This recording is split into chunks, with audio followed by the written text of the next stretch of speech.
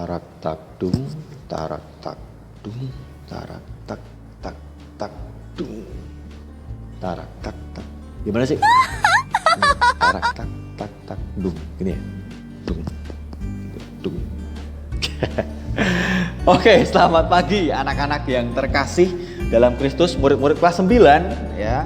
Daripada gak jelas kayak tadi ya. Biasa lah ya pagi-pagi gini. Oke, gimana kabar kalian? Baik-baik aja, masih belajar di rumah ya kan? Ya apa-apa di rumah lah ya. Belajar, ngerjain tugas, terus main-main, jalan-jalan pun juga di rumah. Aduh. Kapan ini kayak gini sampai kapan nih kita kayak begini ya? Saya tuh udah kangen sama kalian ya. Ya kalian nggak kangen sama saya sih nggak apa-apa gitu, udah biasa ya. Kalian pasti kangen dengan teman-teman. Duh kapan ketemu sama teman-teman? Duh kapan belajar di sekolah? Ini udah bosan belajar di rumah, ketemunya ini terus tugas terus ya kan? Oke. Pertanyaan-pertanyaan itu tentunya tetap dan selalu ada dalam kondisi seperti ini, terutama kalian yang udah bosan dengan pembelajaran di rumah ya. Saya harap dalam kondisi yang bosan ini kalian tetap menjaga kesehatan, kondisi tubuh yang fit agar tidak sakit ya, meskipun kita di rumah. Oke. Mau sampai kapan pembelajaran seperti ini? Saya harap tidak lama-lama lah ya. Saya juga pengen ngajar anak-anak semua dengan kondisi normal kayak biasanya gitu ya. Semoga tidak lama-lama lah ya, virusnya segera hilang, vaksinnya segera ditemukan ya. Kita berdoa baik-baik untuk keadaan dunia saat ini ya. Nah, dalam kesempatan kali ini kita akan bersama-sama memulai pembelajaran kita pendidikan agama Katolik dan budi pekerti untuk awal semester tahun ajaran yang baru ini. Ya, tentunya dengan cara daring yang udah keberapa kalinya kita nggak tahu dan mau sampai kapan kita juga tidak tahu ya. Nah, untuk pembelajaran awal ini saya sengaja menampilkan dua video yang saya rasa cukup mengantar kita dalam pembahasan kita, yaitu ya, kita buka aja bukunya, tentunya kalian udah pada dapat ya. Di halaman 2 di bab 1 kita akan membahas bagaimana orang beriman seperti kita itu menanggapi keselamatan dari Tuhan Allah ya. Kalau kalian masih ingat video yang pertama itu mengisahkan atau menggambarkan bagaimana orang-orang terhindar dari bahaya maut atau jaraknya hanya sejengkal aja dari celaka ya, atau dari kematian yang sering sekali membuat saya, membuat teman-teman yang lain, membuat kalian itu takut gitu ya tentang kematian ya. Nah, kita akan menghubungkan video yang pertama dengan pembahasan kita tentang keselamatan. Nah, pertama-tama, keselamatan itu apa? Selamat kuwi apa? Ya. Ini bukan tetangga kalian ya, bukan tetangga kalian, bukan Pak RT saya juga, tetapi selamat itu atau selamat itu adalah kondisi di mana manusia kita semua terhindar dari bahaya maut, terhindar dari kecelakaan ya. Dan dalam kondisi yang baik-baik aja. Kita semua tahu tadi videonya digambarkan begitu jelas bahwa setelah orang A, orang B ini mengalami kejadian yang begitu buruk ya, hampir celaka, mereka tetap dalam kondisi yang baik-baik aja gitu ya, meskipun mobilnya rusak gitu ya, tapi tetap baik-baik aja, tetap selamat ya. Maka kalau kita ingat pengalaman-pengalaman kita, kadang mengatakan, aduh selamat ya Tuhan, terima kasih, selamat saya nggak jadi dipanggil Pak Heru, selamat saya nggak jadi nulis buku pedoman ya. Rasa-rasanya buku pedoman ini bikin kita nggak selamat gitu ya. Oke, ya untuk kelas 9 nggak mungkin lah kayak gitu ya kan. Kelas 9 kan disiplin semua, tertib ya kan, tahu aturan ya, kecuali yang enggak. Oke, selamat ya. Setiap manusia tentu menginginkan keselamatan dalam hidupnya. Tentunya pengen hidupnya itu terus selamat gitu ya. Maka ulang tahun itu dinyanyikan serta mulia panjang umurnya gitu ya. Saya nggak tahu sih arti panjang umurnya itu sampai umur berapa, saya nggak tahu dari lagu itu ya. Yang jelas dalam setiap pengalaman kita tentunya pasti menginginkan hidup yang selamat. Nah, berhubung kondisi kita saat ini di sekitar kita itu sekarang Semarang itu sedang berada di zona merah ya untuk kondisi pandemi COVID-19 ini ya, zona merah ya, zona merah. Udah lama ini zona merah, udah lama. Saya ini dari Maret belum pulang ya, belum pulang gara-gara kondisi ini ya. Tentunya tetap ingin keluarga saya, ibu bapak tetap sehat-sehat di rumah, saya juga nggak kenapa-napa gitu ya.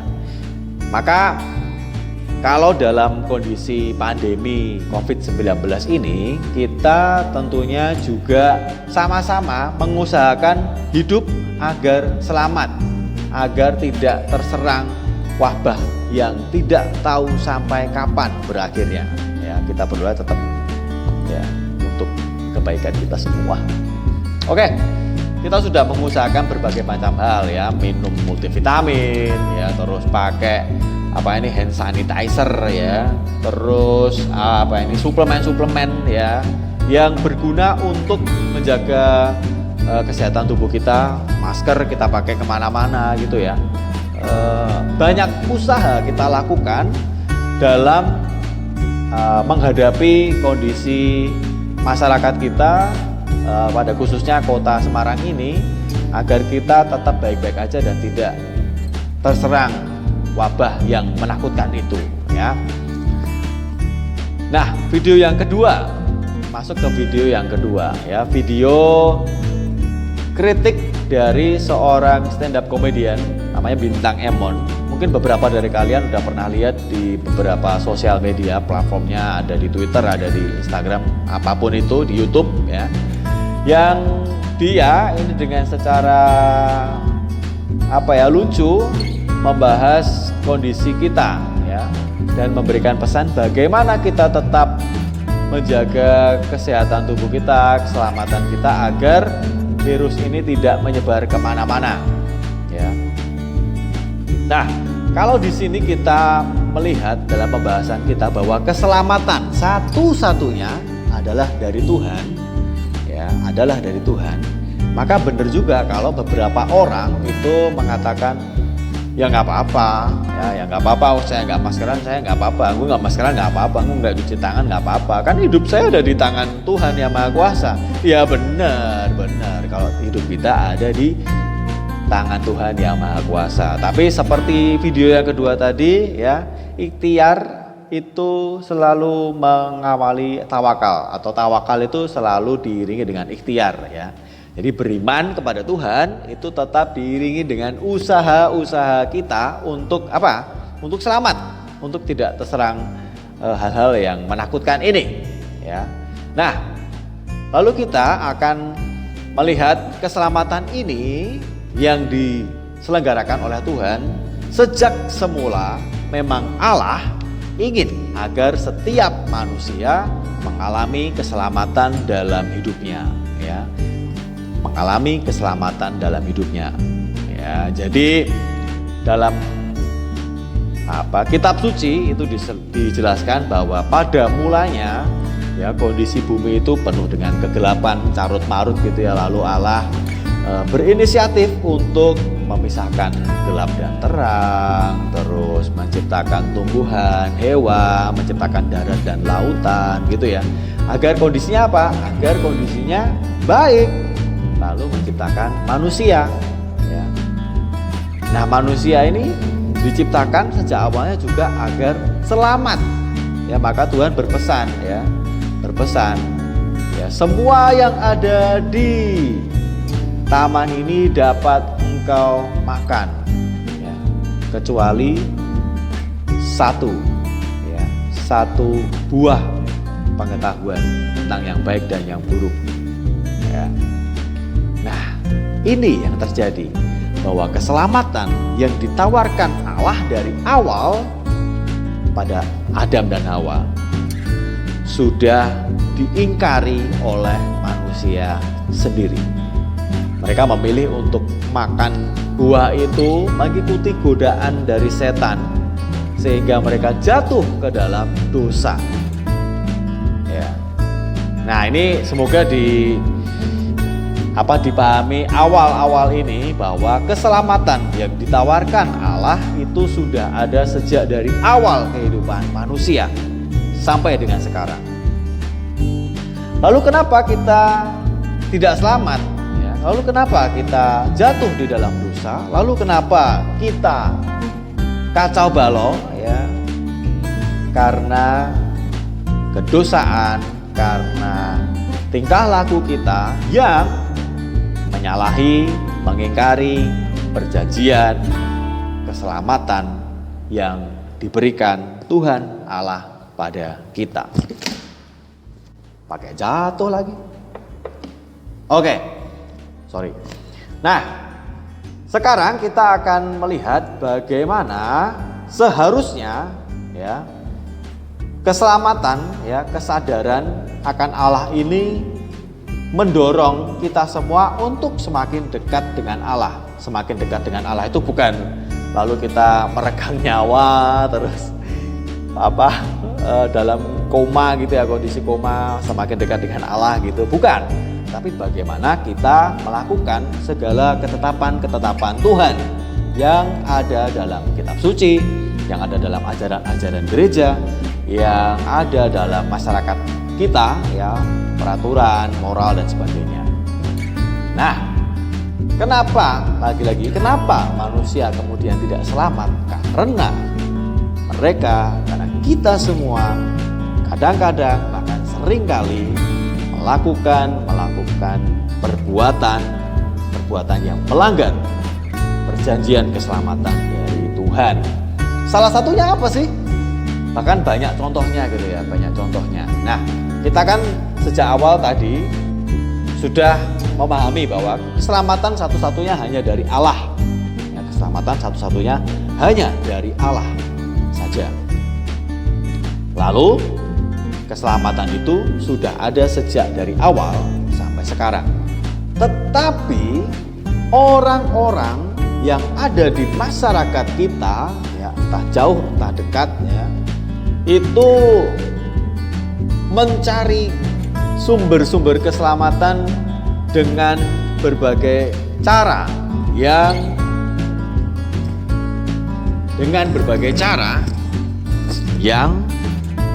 tidak sesuai dengan kehendak Allah. Misalnya ya, keselamatan itu bersumber dari barang duniawi. Banyak ya barang duniawi ya. Misalnya nih, uang, jelas ya, barang duniawi. Orang kalau punya uang banyak pasti selamat lah, pasti diterima di mana-mana lah, pasti temannya banyak lah gitu ya. Lalu apa lagi? Oh, gawe ya, smartphone ini ya. Itu juga bisa jadi sumber keselamatan lain ya kan, sumber keselamatan lain. Nah, pernah gak sih kita pergi ke suatu tempat terus kita lupa bawa HP gitu, terus aduh HP ku lali coy ya, HP ku lali gitu ya. Kayak hidupnya tuh terancam banget gitu ya, terancam banget ya. Bahkan ada yang bilang aku mending ketinggalan dompet kok timbang ketinggalan HP ku gitu ya. Smartphone ini udah menjadi sesuatu hal yang dipuja-puja dalam tanda kutip ya, untuk berbagai kalangan ya gitu.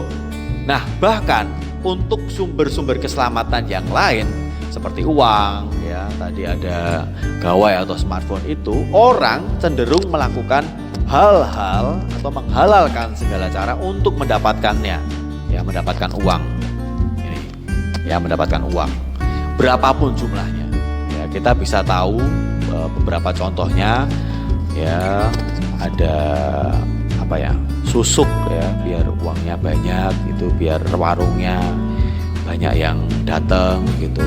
Terus ada apa lagi, babi ngepet ya, babi ngepet event apa, pendapatannya datang terus. Ada apa lagi ya, banyak lah ya. Bagaimana orang-orang kemudian menandalkan kekuatan gaib kekuatan gaib yang sama sekali bukan kekuatan Tuhan. Itu ya. Untuk mendapatkan apa? Ya, mendapatkan tadi uang ya. Mendapatkan uang, kenikmatan gitu. Fasilitas dengan cara-cara yang tidak benar.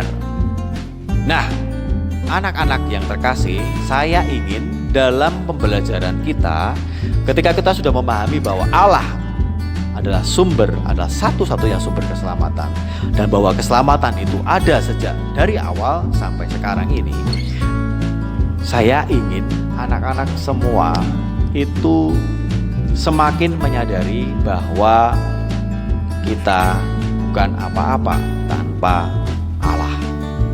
Kita bukan siapa-siapa tanpa keselamatan dari Tuhan. Bukan dari yang lain. Bukan dari popularitas lalu banyak-banyakan follower ya. Bukan dari kekayaan ya, lalu berjuang mendapatkan uang banyak gitu ya.